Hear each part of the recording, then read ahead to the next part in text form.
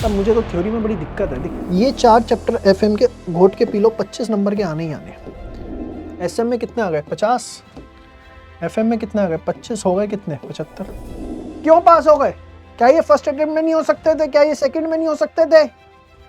इनकी brain washing कर दी गई, दिमाग घुमा दिया गया।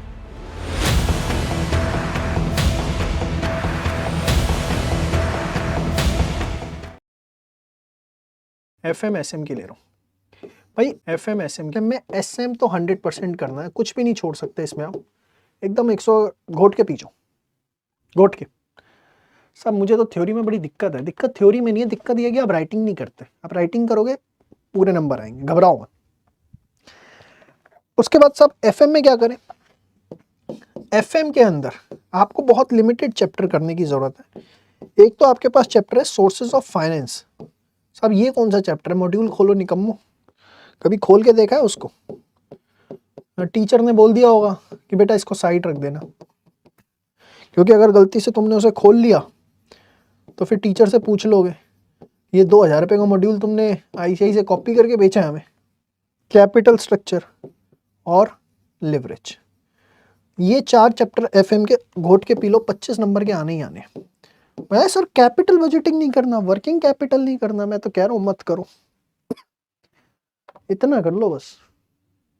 एसएम में कितने आ गए? 50। एफएम में कितने आ गए? 25 हो गए कितने? 75। सबसे पहले ये कर लो, इसके टेस्ट दे लो, इसके मॉक टेस्ट दे लो। जब 75 में से 70 आने शुरू हो जाए तो कैपिटल बजटिंग वर्किंग कैपिटल भी कर लेना। सर हमारे टीचर ने बोला है नॉलेज लेनी है। अरे भाई उस टीचर से हाथ जोड़ के ये भी पूछ लो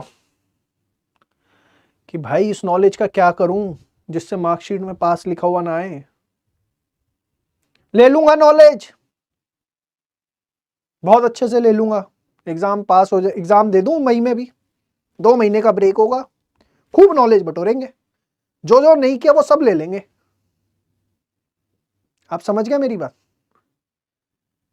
देखो मैं हनुमान जी नहीं हूं जो सीना फाड़ के दिखाऊं कि दिल में क्या है, लेकिन विश्वास मानो,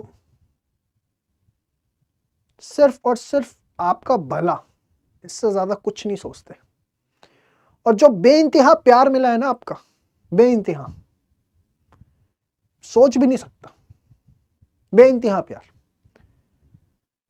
जब बच्चे आगे से, एक बच्चा 600 किलोमीटर ट्रेवल करके आया ऑफिस में जस्ट टू से थैंक्स।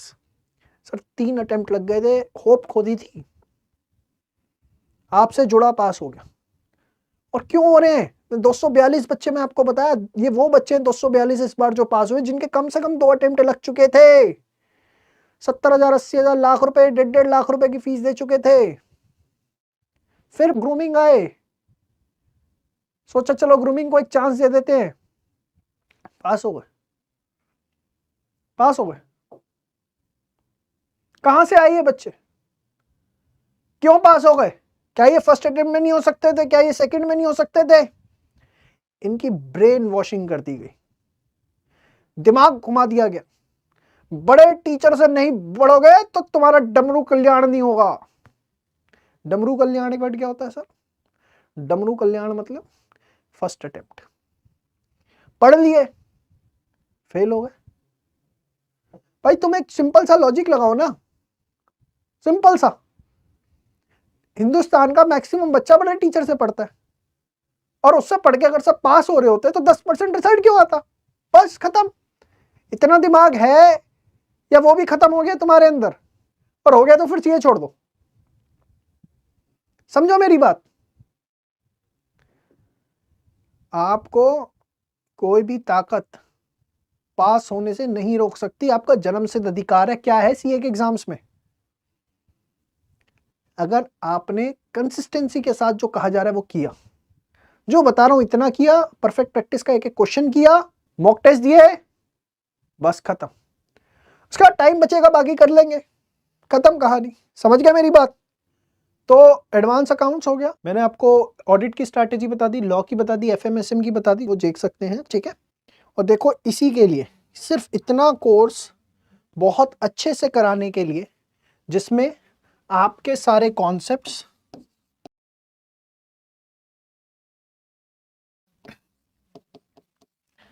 ऐसा नहीं कि हवा में उड़ा दिया, ICAI से पढ़ाएंगे, क्रॉस चेक करवाएंगे कि देखो ICAI की एक एक चीज पूरी करी है।